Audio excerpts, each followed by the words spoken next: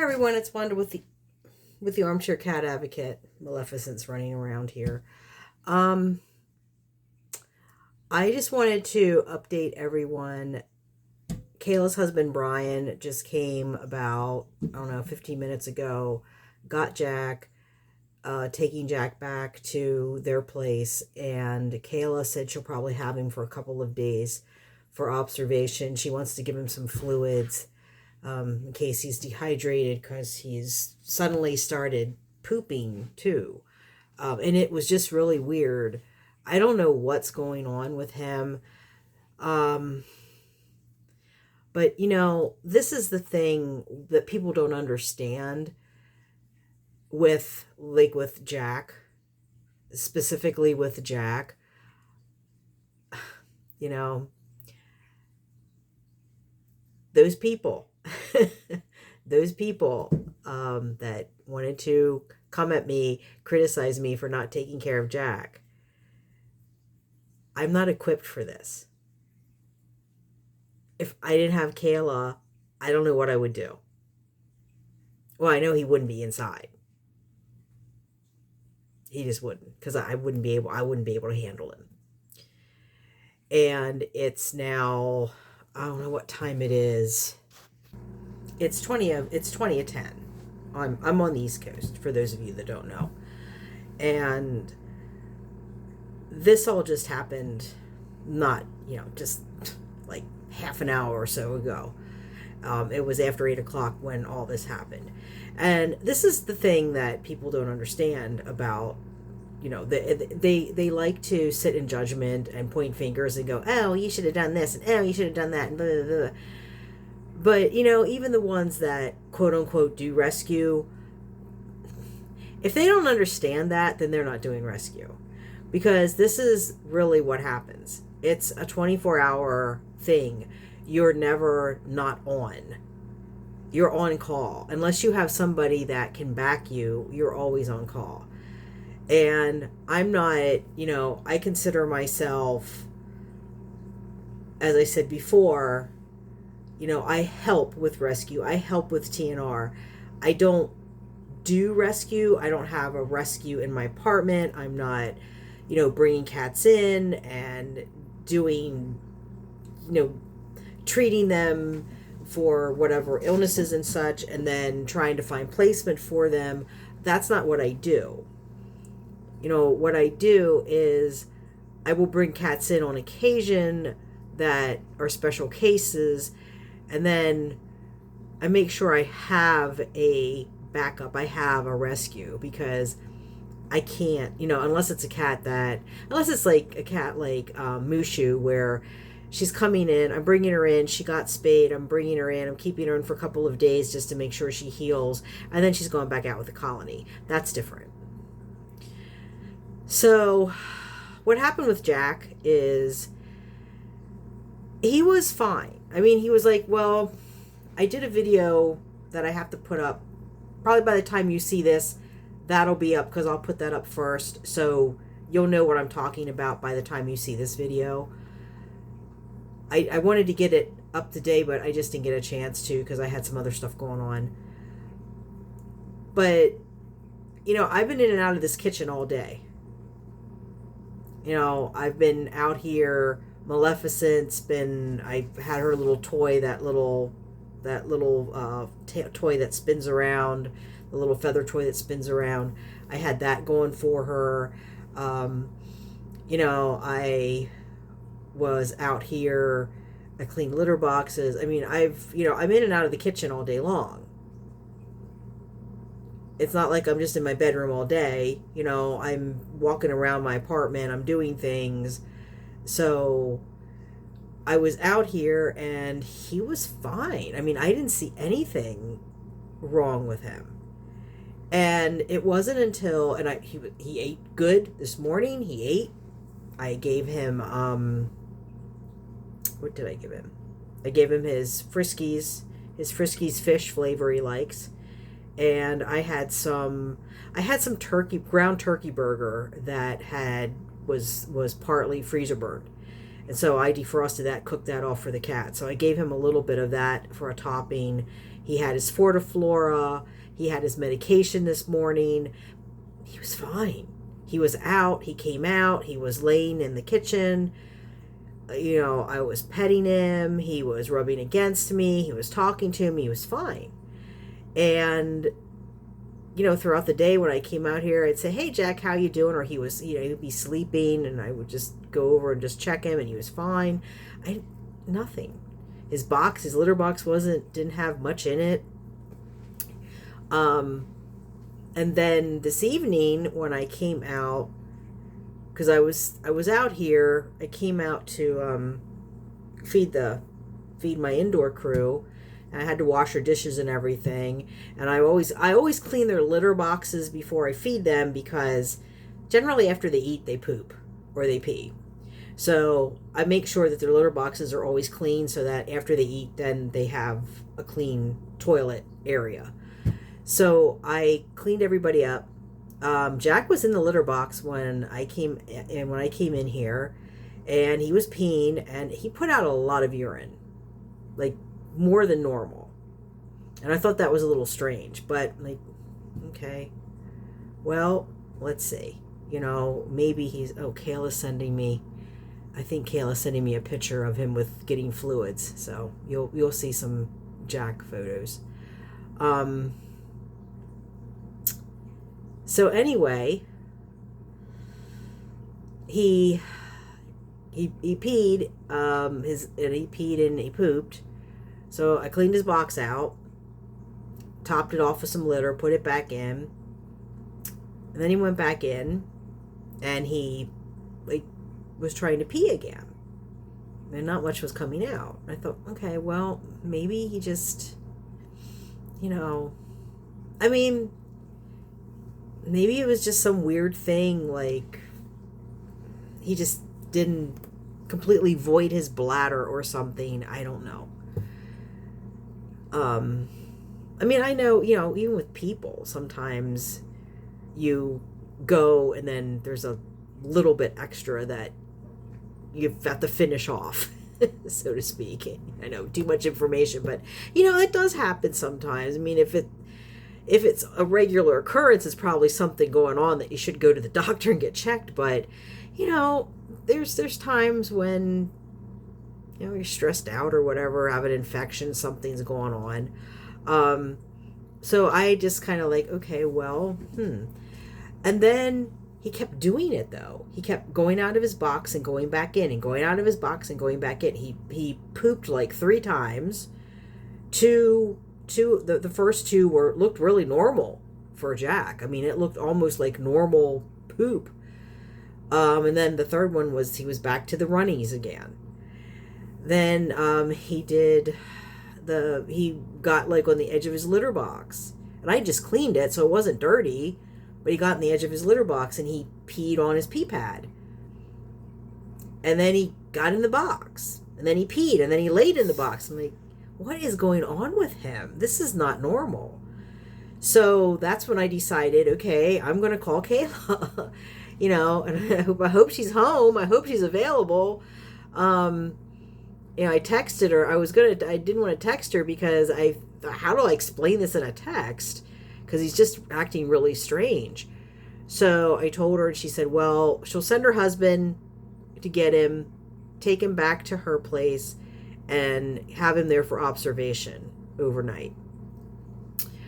So between the time that we talked and then she texted me her husband was coming, and I put Maleficent in her crate so I didn't have to worry about her running out the door or something, because I knew I'd be going in and out. And I asked if she could send a carrier so that because I only have 3 of them, and you never know if there'd be emergency or something. I would need those to stick cats in.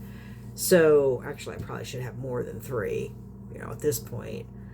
But I'm not, I'm not opposed to opening in an emergency like a fire or something, like a real legitimate fire.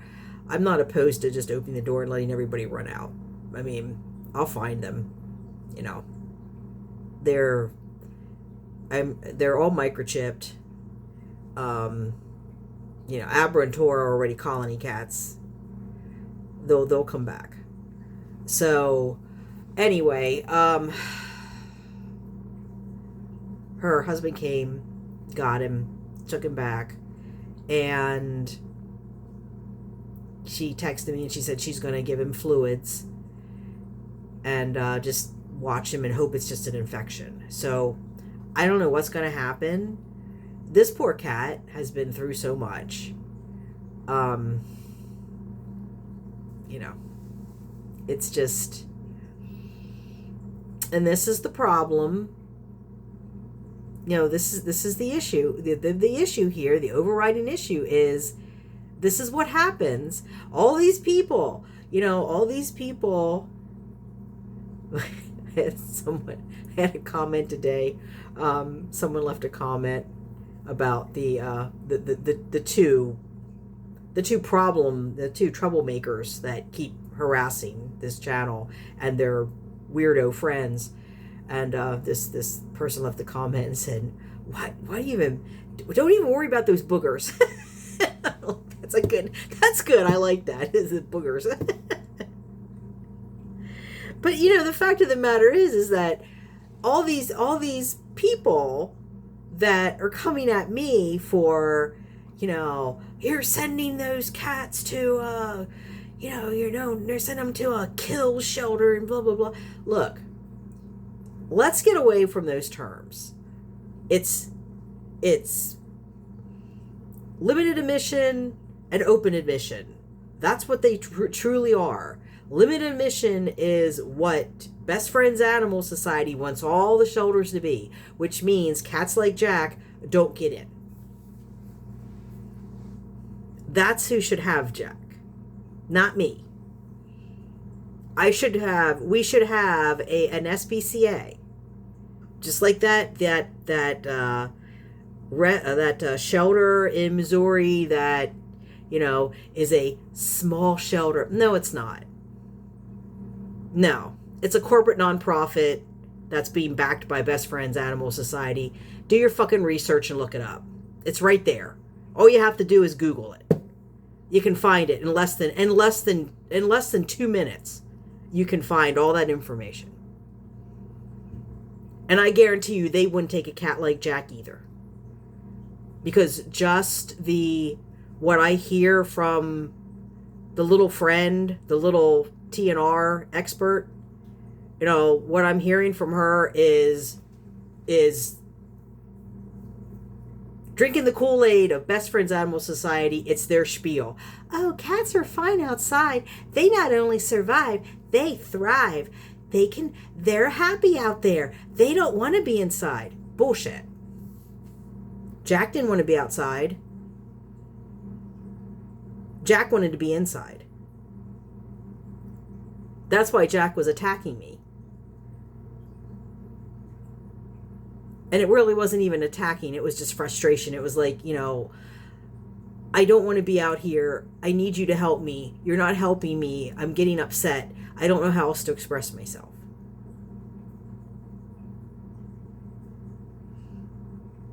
So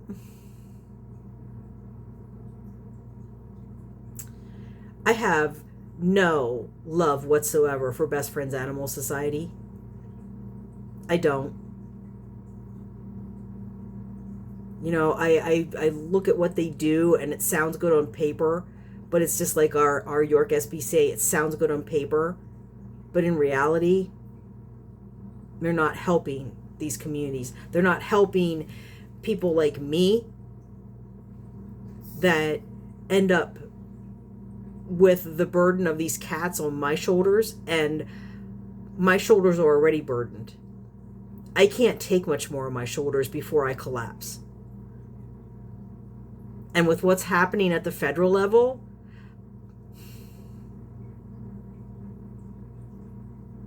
I'm just, every month I'm holding my breath to see if my check came in or not. Because if I don't have a roof over my head, the cats don't have a roof over their head. If I don't eat, they're not going to be able to eat.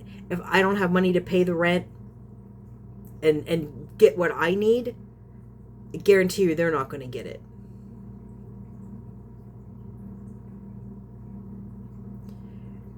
And this is the issue. More now than ever before, we need these big corporate nonprofits to stop lining their pockets and start really helping the community. And the way you help the community is you help the cats. You work with the people, you help them. You don't just say, oh, here's a trap, go out and get them in your TNR, and then there's... No, because then you know what? You still have to deal with it. You still have... That doesn't solve... Yeah, it solves the problem of them not reproducing, but it doesn't solve the problem of the cats still need to eat. The cats still are going to be out there getting sick, getting parasites, getting hit by cars, getting attacked by dogs, getting attacked by people. And for every feral, which I have yet to see a true feral cat, just saying, I don't think such a thing exists. I've seen cats that were born outside, and they still can come around. Now, is it ethical to do that? It depends on the situation, in my opinion. You know, I've heard all the different arguments. I understand where they're coming from, but I don't agree with all of them. I also can acknowledge that we don't have enough resources. We don't have enough people. We don't have enough people doing fostering. We just don't have enough. We don't have enough to spend the time on a cat that, you know, is pretty wild. And in those cases, maybe it is okay to have them outside, but they still should have shelter. They still need to have shelter and food and be spayed and neutered and to get vet care.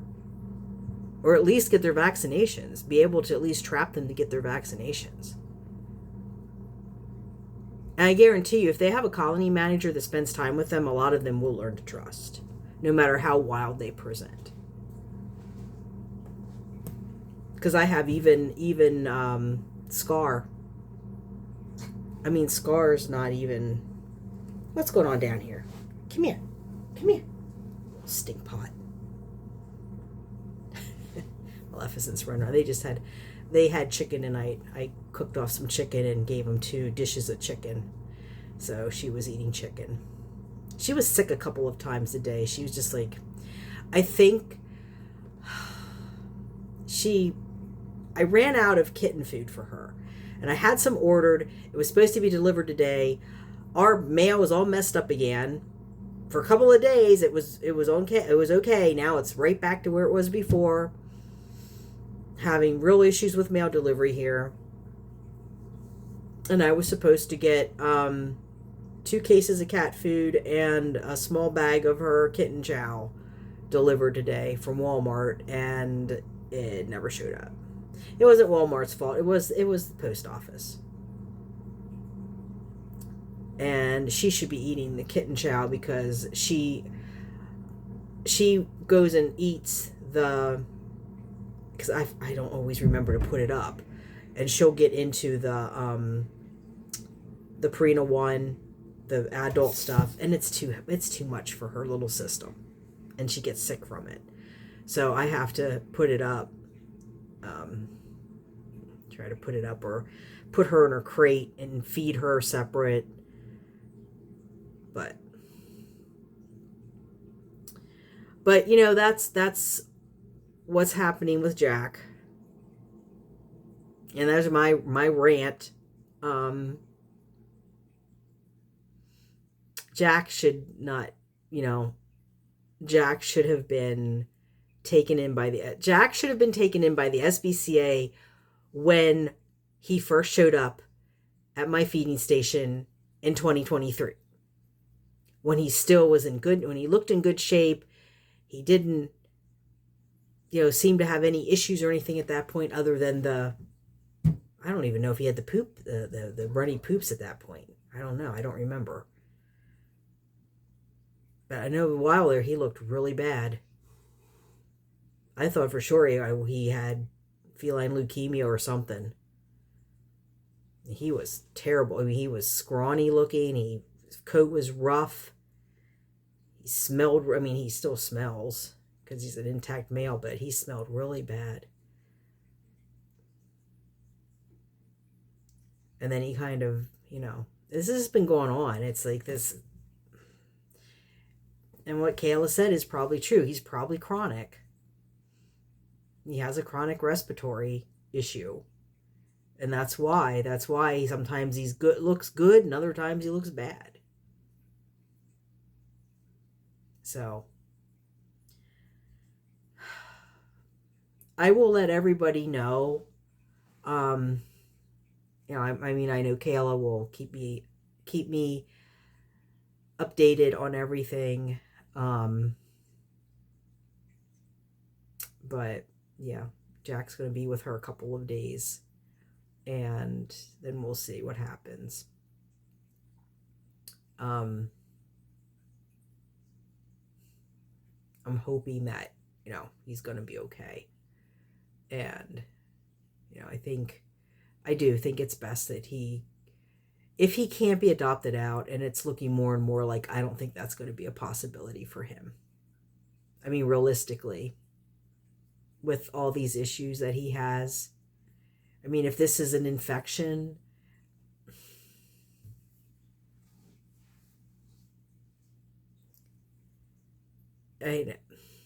where'd he get it?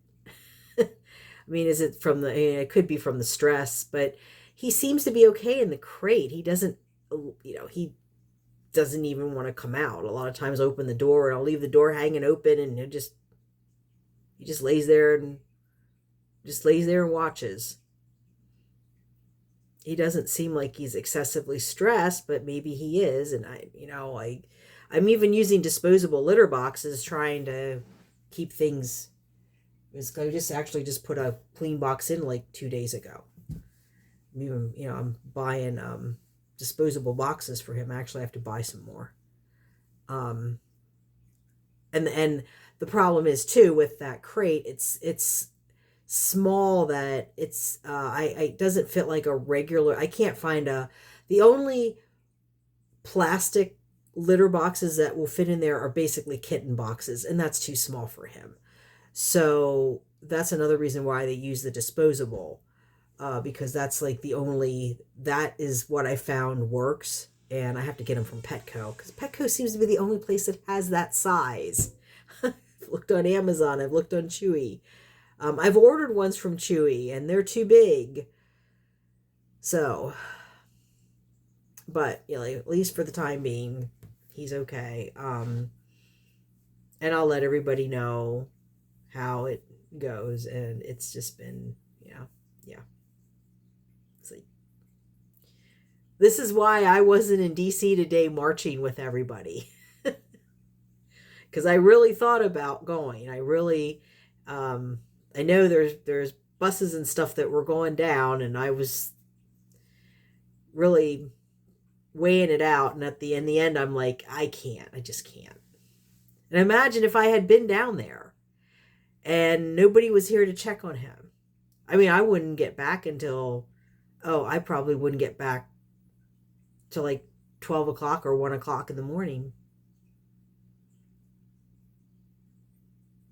Because it was going to be an all day. I mean, it was going to be like really an all day into evening thing. And if you're on a bus, you can't just say, hey, I got to go home now because my cats need me. So, yeah. So anyway, Maleficent. Uh-oh. Can you see her back here? I don't know if you can see her pushing her. Oh, look there. There's a Maleficent.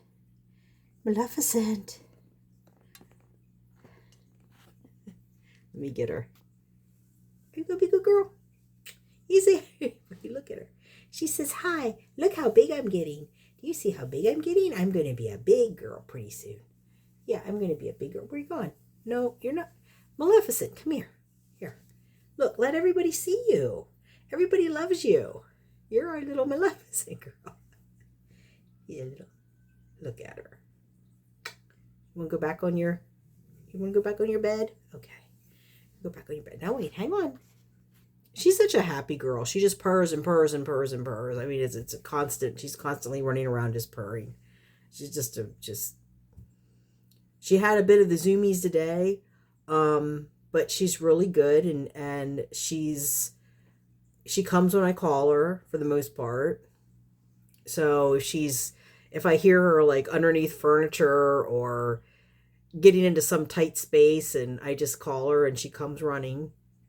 So, and she's starting to her and Zuki. I think her and Zuki might end up being buds. Zuki's really fascinated with her, and I've never seen Zuki really pay attention to the other cats. Zuki's always kind of been just, more aloof. And Zuki's a good example of the I said on this kitten camp through Maddie's fund, and the one woman talked about how long can you keep a colony cat away from the colony until they won't, they will not be able to go back to their colony. And she said, like, her things like upwards to 3 months. And I'm kind of like, when I brought Zuki in, well, Zuki got spayed, and her Masu he got neutered first, and then he was supposed to go to somebody. So 3 people wanted him, then everybody backed out. So he was going to go to a rescue, and then that rescue, there were staff issues and things the person that I had contact with left, and I didn't feel comfortable taking him there because of the goofiness that was going on at the time. So I just ended up keeping him. And the same thing with Zuki. Zuki was supposed to go to that rescue as well. She was terrified when I brought her in. And I kept her in here for about a month and a half, because she had a really bad respiratory infection. And after like a month or so, I thought, well, I can't really put her back outside. And now I'm kind of finding out that, no, I probably could have put her back outside. And she might have been okay outside, but it's one of those things where, what was the ethical thing to do? Would the more ethical thing have been to put her back out? Because she's okay. I mean, she's okay inside. She doesn't show any interest in wanting to go outside. And she plays. She doesn't like to be touched. She never did. I mean, I can pick her up if I have to. I can pick her up and check her and stuff like that. And, I'll go by, and I mean, she's if I put my finger out, we'll do a boop. And she's happy with that. Like, I'll say, you want to do boop? And she'll come over and put her nose out, and she'll boop, touch my finger with her nose. And that's like, for her, that's like a pet on the head.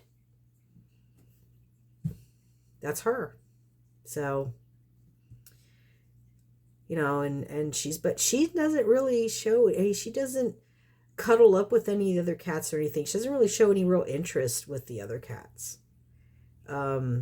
Sometimes she does with Boo a little bit, but she seems fascinated with Maleficent. So maybe Maleficent will help bring her out of her shell a little bit too. Who knows?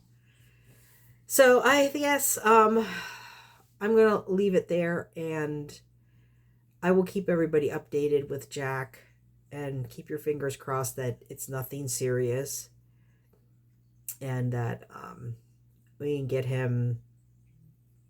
get his gut and everything balanced out. And if he's not going to be adoptable, then at least Caleb will take him, and he'll have a hell of a place to go, so he doesn't have to go back out on the streets. I mean,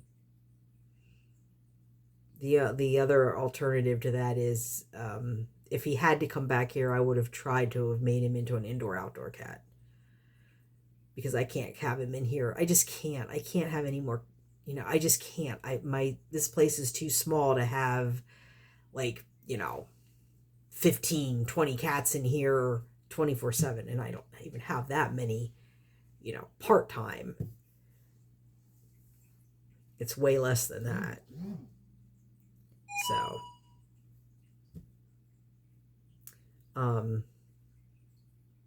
it's basically 5 that are in here full time. Well, not even that. More like 4, because Rogue goes out. Rogue goes in and out. So, okay, everyone. I will leave it there. Keep you updated. Thanks for watching. It's always something, right, guys? Bye for meow.